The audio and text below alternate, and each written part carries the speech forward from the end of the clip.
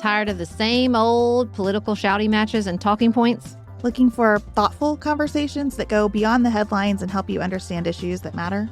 I'm Sarah. And I'm Beth. Together we host Pantsuit Politics, a podcast where we bring grace, nuance, and perspective to the news because democracy deserves more than hot takes. Join us as we approach politics and current events with curiosity, empathy, and a commitment to understanding the bigger picture. If you want to stay informed without the anxiety, we're the show for you. New episodes drop on Tuesdays and Fridays. Subscribe to Pantsuit Politics wherever you get your podcasts.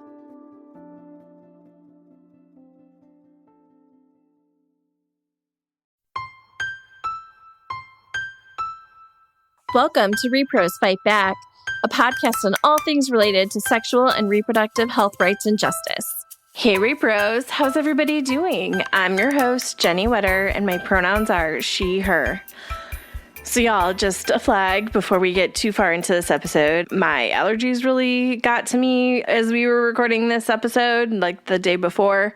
I've been taking my allergy meds and everything, so I feel fine, but I'm sure I've talked about this on the podcast before because it happens to me every spring and fall, but I get allergy-induced asthma.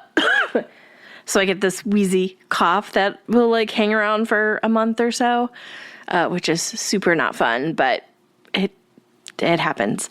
Anywho, hopefully Meg can cut around it. It wasn't as bad as I feared it was going to be when we got started, but still wasn't great. But I was able to mute and catch most of them. But just FYI, if I sound a little not great, I feel fine other than the wheezy cough. But also, it is October. It is spooky season. I mean, honestly, y'all, it has been spooky season for me for a while. I'm definitely it hits September and I'm ready for spooky season. I have these really cute pair of flat Mary Janes that have skeleton feet on them. It looks like your feet, right? But they're skeleton. They're super cute. I love them. And so as soon as it hits September 1st, I bust those out and wear them as much as possible because they are just my absolute favorite. But I am also looking for spooky season book recommendations. I will, anything that you think is spooky season. So I love a cozy, witchy fantasy. I love horror, anything in between. Just send me your favorite recommendations for spooky season reads, and I will add them to my TBR. Like I said, I am a big fan of spooky season reading. I'm a big mood reader. It's one of those things that, if you're on Book Talk or Bookstagram or whatever, and you see people who are this is what I am going to read this month. I am not that person. I am 100% a mood reader. And this is what I want to read right now. And I never know what my next read is going to be until I finish the book I was currently reading. And I look in my digital TBR and pick the next book. I cannot be the person who is these are the next 3 books I'm going to read. That is just not how my brain works. That is not how I enjoy reading. So, but spooky season, I always mood read spooky reads. So, and again, big wide range of what that means. So send me all of your favorite spooky season recs. You can reach out to me on social. I'm at Jenny in DC on Blue Sky.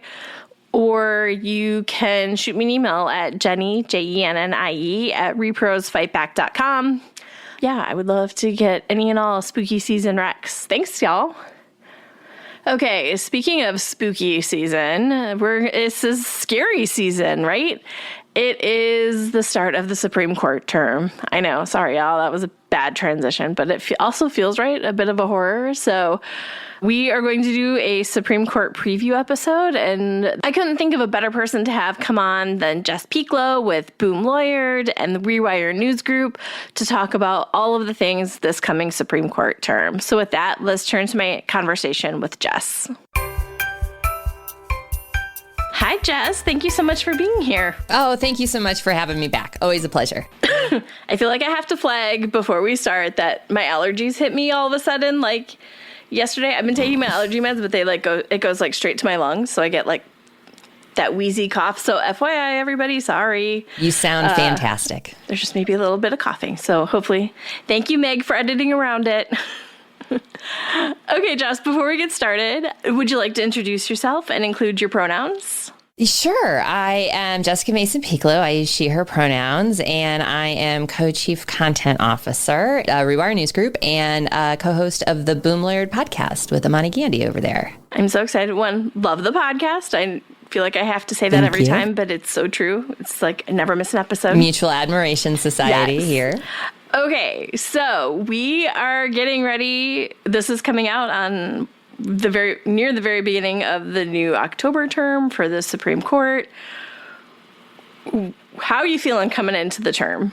You know, I know, dangerous questions. The vibes are not great. I think this is a really important term, not necessarily because there's 50 marquee cases on the docket, although there are some big cases on the docket, but because we had a really important summer where I think the justices revealed a lot about the health of the institution of the Supreme Court, of the health of the relationship between the justices themselves, and the direction that the court is going in terms of facilitating a Trump administration agenda and accelerating the authoritarianism that has taken hold in this country. So, jokes aside, I would say that, this particular term is really cloudy in terms of an opening. We haven't even started the term in terms of its like formal opening and oral arguments. And we've already seen the justices bless, the conservative majority. When I say that, I feel like everybody knows that. But let me just be very clear. What I'm talking about is the conservative majority here. We've seen the conservative majority bless racial profiling in ICE detentions. And we know that there are cases on the docket that are teed up to make that worse, let alone the repro spaces and what is bubbling up that could land on the court's docket as well. So, I think by the time we get to June, we will see, sadly, some of the longer term effects of the court's decisions around things like executive power and detention and extradition, things that, we're not always talking about on a Repro podcast, but are absolutely part in that framework, really come to fruition. And then, we'll be in an election cycle. So it's fraught right now. The things I tried to not think about. Yes, election cycle is coming.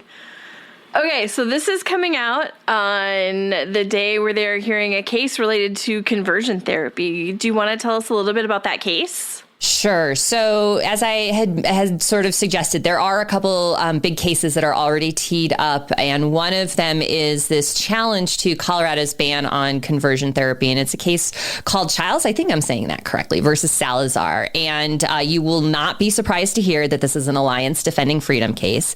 They are the conservative litigation firm that cooks up most of the anti-LGBTQ and anti-abortion litigation that we see in the country, them and the Bucket Fund. And this is a case that involves a Christian counselor by the name of Callais Chiles. And, Colorado, like many states, had passed a ban on conversion therapy. It is a practice that has been disavowed by mainstream mental health medical organizations. And it is, for folks who aren't familiar with it, can be very abusive in its most extreme cases. And it is essentially everything from, trying to pray the gay away in therapy sessions to more extreme measures and behaviors. And the testimony that folks have shared, having been subject to conversion therapy and the damage that it's done, is really heartbreaking in the briefing. But at any rate, Colorado, like a lot of states, has a ban on conversion therapy on the books, and it was challenged as a violation of free speech. This Christian therapist argues that, she has conversations in her therapy session that are God-centric and driven, designed to basically help, quote unquote, help her clients avoid their LGBTQ impulses and, basically convert them away from being gay, lesbian, bisexual, whatever is the deviant sexual behavior that they're talking about in that therapy session. The 10th Circuit Court of Appeals, the ban was blocked. The lower court said this isn't restricting your speech. It's a ban on conduct, right? Conversion therapy is a type of conduct, and there's a different constitutional standard that applies when regulating conduct versus regulating speech in this arena. And the 10th Circuit agreed, and that case has been appealed up to the Supreme Court, and the court took it because this is an area that for a little while was really hot in terms of litigation, and then it kind of cooled down. And as a result, we have what feels, almost quaint by legal norms now, which is a good old-fashioned circuit split. So that both the 9th and the 10th Circuit Court of Appeals have held that laws like Colorado's that ban conversion therapy regulate conduct, not speech. Meanwhile, the 11th Circuit and the 3rd Circuit have said, no, that's not the case. These are, targeted regulations on speech. And so there's a different constitutional standard. The Supreme Court has decided that it will step in and resolve that circuit split. And that is a very traditional and normal role for the court to do. Way back in the olden days, I used to show up on podcasts like yours and talk about the court resolving circuit splits in whether it was around abortion restrictions or other types of laws in these areas. And then the first Trump administration happened, and the court became so captured by ideologues that it went off the rails functionally in terms of norms.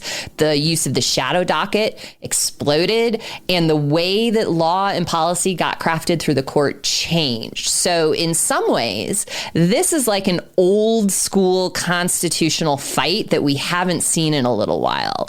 That's kind of refreshing from a legal journalist standpoint. However, we have the court that we have, and I am not anticipating that this goes well for the folks who are defending Colorado's ban on conversion therapy. I mean, honestly, it's just to the point of anything around these types of issues, I just always have a bad feeling about, and not just the low-level worry I used to have back in the day when you were never sure, but now it's I'm pretty sure, and it's heavy.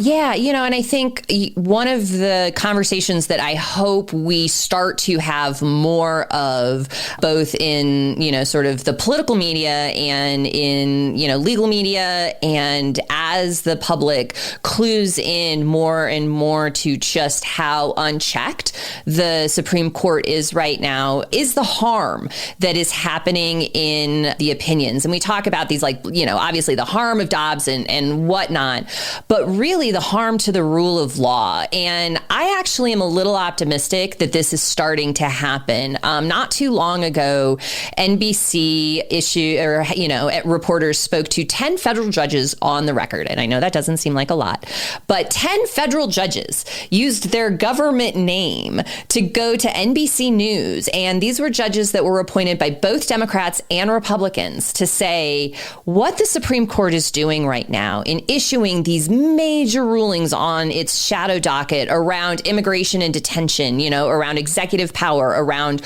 what have you. Let's not forget that, Texas's SB 8 went into effect as a result of a shadow docket ruling, right? These judges have said publicly now, this is not okay. It's undermining the institution, it's undermining the federal judiciary generally, and it's undermining the rule of law. That is a sea change in terms of the institution of the federal judges and the federal judiciary. And I want to bring attention to it because they should hear, their clerks should hear, the staff at the courthouses should hear that this is a good thing to do, particularly those judges who were appointed by Republican presidents, because those are the folks we need to start calling their people in. I mean, that if we're being very, very true. So, in the case of the Colorado conversion therapy ban, I am pretty confident that ban is going down. My concern is what harm is going to be crafted in that opinion now that the conservative justices don't feel that they have to be checked, right? Anytime there's been a little bit of a check on these justices, they have lost their ever-loving mind. Amy Coney Barrett spent the entire summer complaining about how people were mean to her with the Dobbs decision and how being a Supreme Court justice meant that your opinions aren't necessarily popularity contests and all sorts of weird stuff to be complaining about on a book tour.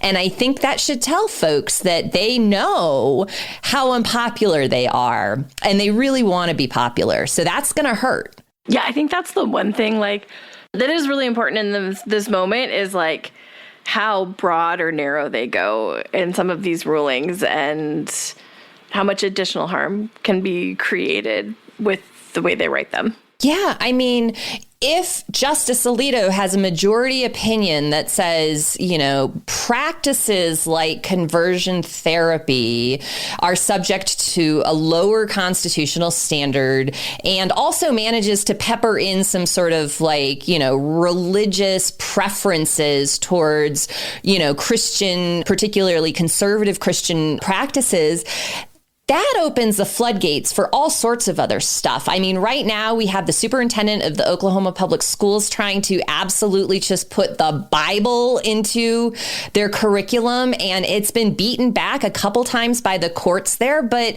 there is a exceptionally emboldened evangelical class right now that also understands this is, they've got a shot at really enshrining some things that they have been trying to do since the Roosevelt administration, right? Like these people really have been working on this for a long time, and their heirs are finally seeing some policy successes, and they are not going to just take little nibbles anymore. They are going to go for whole bites when they can. Okay, there's another case I wanted to touch on, and that is the one around trans sports and the trans sports ban. I feel like this is one of the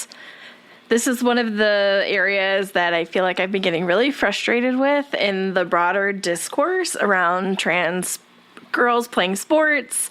Yeah. And a lot of willingness to be like, this is an okay place to have this conversation. And like, it's fine to like open that door. And I'm just want to scream, talk to somebody who worked in abortion, talk to somebody who worked in repro about why that is not okay. Anywho, that is where my head is at when I think of all of these things. So let's talk. This case. Yeah, so this is a case I think that kind of snuck up on folks. Amani and I actually covered it at the appellate level. It involves a student by the name of Becky Pepper Johnson and I know, it just makes me smile. Sorry, y'all. You can't see the video, but it just made me smile. I mean, she's a sweet kid. I mean, it's a sad case. And, West Virginia. So West Virginia has a law that bans trans girls from participating on all girls sports teams from middle school through college writ large. It defines participation based on biological sex only. So this is blanket ban. And the Fourth Circuit had blocked the ban. It lost at the lower court to the ACLU is representing the student and the family here because it violated Title IX and Equal Protection Clause of the Constitution pretty clearly.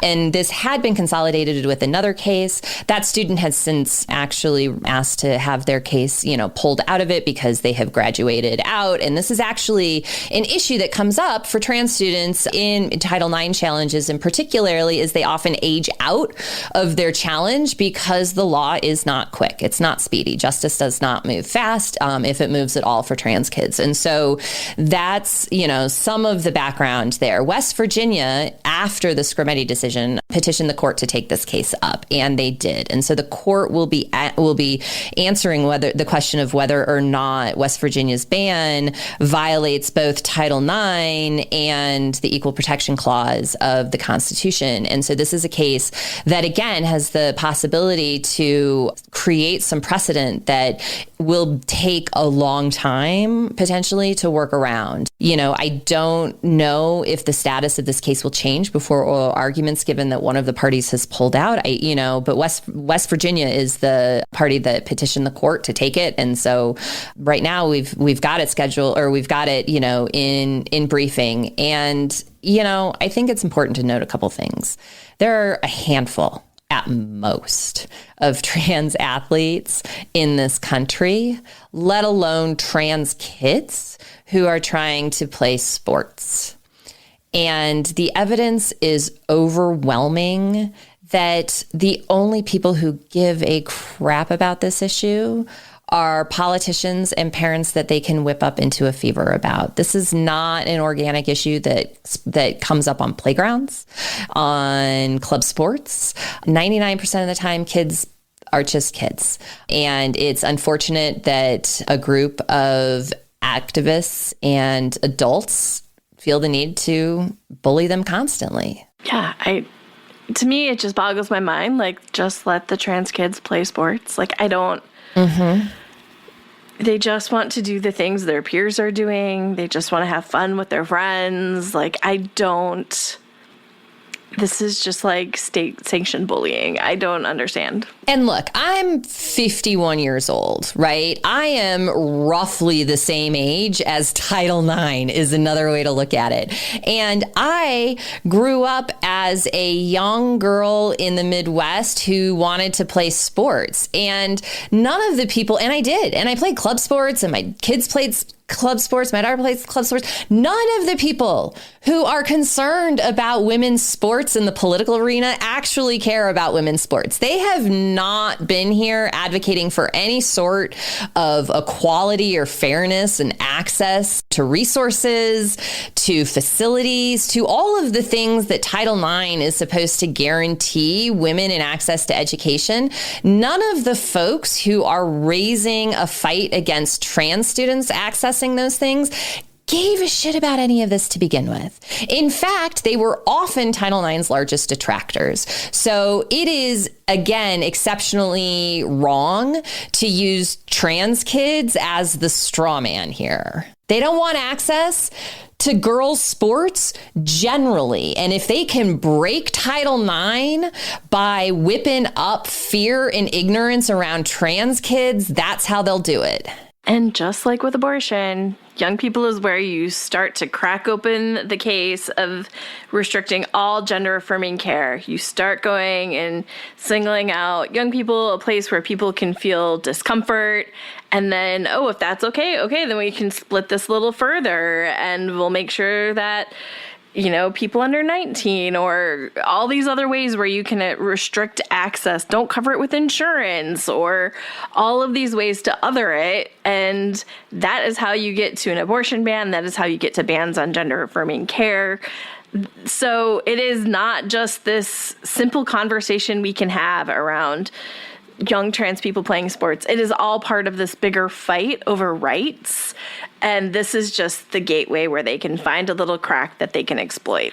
And just to yes and that point, I'm old enough to remember the Obama years where states actually lost economic opportunity if they were attacking trans folks and trans kids in particular, right? I mean, North Carolina went through this. It used to be exceptionally unpopular to do this, and there was an understanding that extending the promise of Obergefell of dignity to same-sex couples was going to take work, and there were people behind it to try and make that work happen. And the backlash from that has been so furious, and the retreat from supposed allies has been so fast that I think that is a part of the conversation that's getting lost. Like, it is not a coincidence that folks were able to so quickly coalesce around this as an issue, because they had so recently felt economic pain, and they were not going to stand for that. Okay. Is there anything else you're keeping an eye on right now? Yes, I am. So, I had mentioned the decision on racial profiling in immigration detention.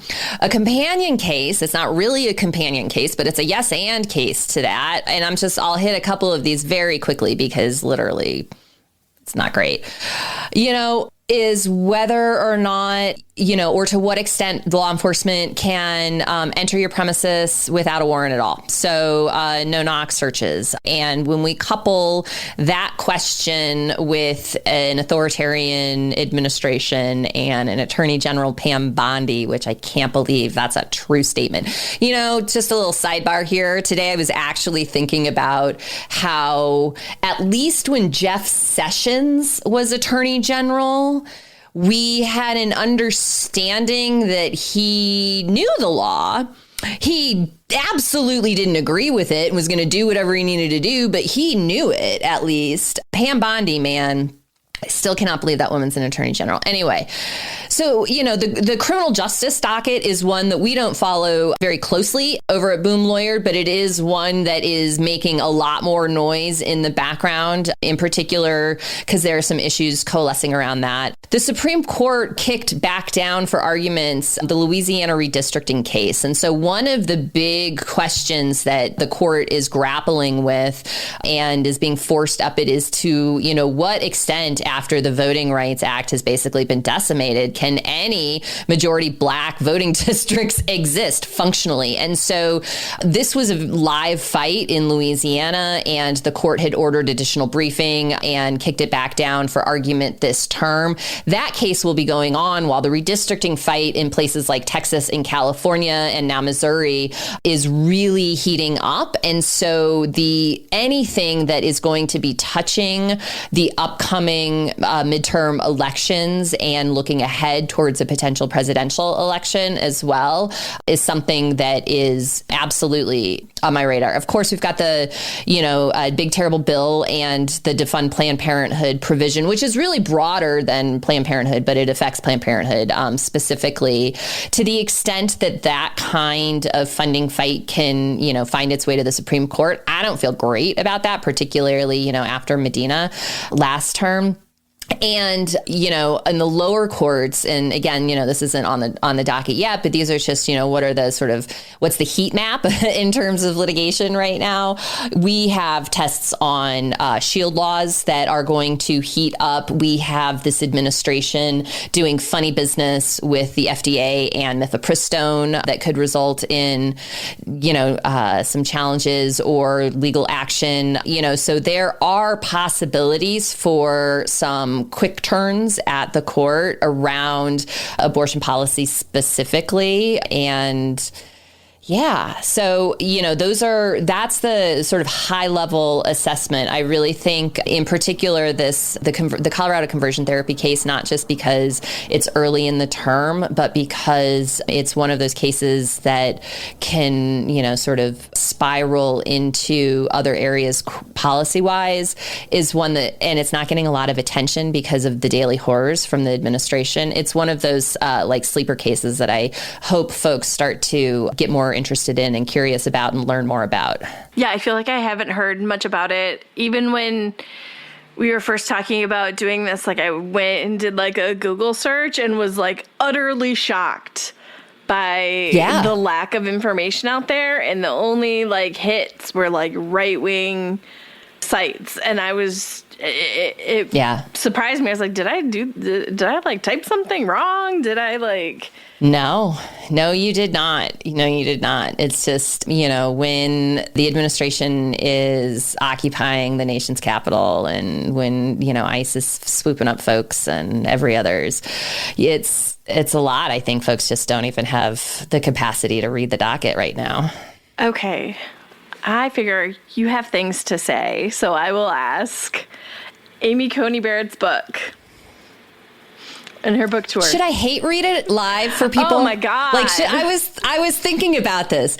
Maybe it's a fundraiser opportunity, right? Yeah, for sure. If I raise X amount of dollars, I can I don't know, Mystery Science Theater 3000, a live reading of it or something. No, I mean, that might get me a defamation lawsuit. is what that might get me. But there's got to be. But I would listen. So no, I mean, I would hate read it. I'm going to just say I would hate read it. I would offer up for fundraising content, hate reading it out loud in my best Amy Coney Barrett impression. So listeners, hit me up if that's something you think you would pay money for a good cause. Yeah, I mean, I haven't, but I will. I mean, let's be honest. Okay. I think the other thing we had talked about maybe touching on was retirements and the possibility of retirements, which, again, yes, not to pre-stress out or anything. Like, look, some of those justices aren't young. No. And that's a fact. And we know conservatives will absolutely strategically retire in ways that liberal justices don't. So, and the reality is, some folks have been on the bench for a while. So while everybody has clerked up, so there's nothing imminent right now, everybody's prepped for the term, I do think that we are ripe for some turnover with some justices. I am concerned about Justice Sotomayor's health generally. And so I think that, from the sort of centrist and liberal three, she would be on my list. My dark horse candidate for a retirement in the near term is Chief Justice John Roberts. And I am constantly ruining people's days when I start talking about this. So I'll just do it for you all who are still listening. Here's my take on Roberts is this is a man who is at his core a partisan. His entire career is partisan politics. Even as Chief Justice of the Supreme Court, he is the chief GOP partisan justice there. So he's also young enough of the conservative justices to still enjoy a life off the bench, to, do the speaking gigs, to, I don't know, teach a seminar at Oxford or something, to just do those sort of bougie things that retired law professor types do and make a decent side hustle at it, right? And guarantee that a Republican appoints his predecessor. So if I was taking the dark horse odds there, I'd say we could see Chief Justice Roberts retire sooner rather than later. Alito and Thomas, sure, but they're having too much fun and they wield too much power right now. Again, not a today problem, but...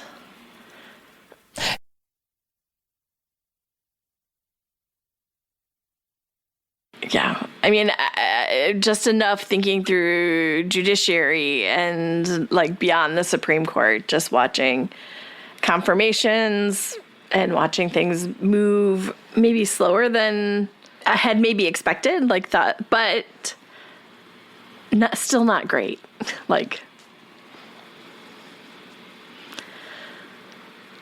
Yeah. Okay.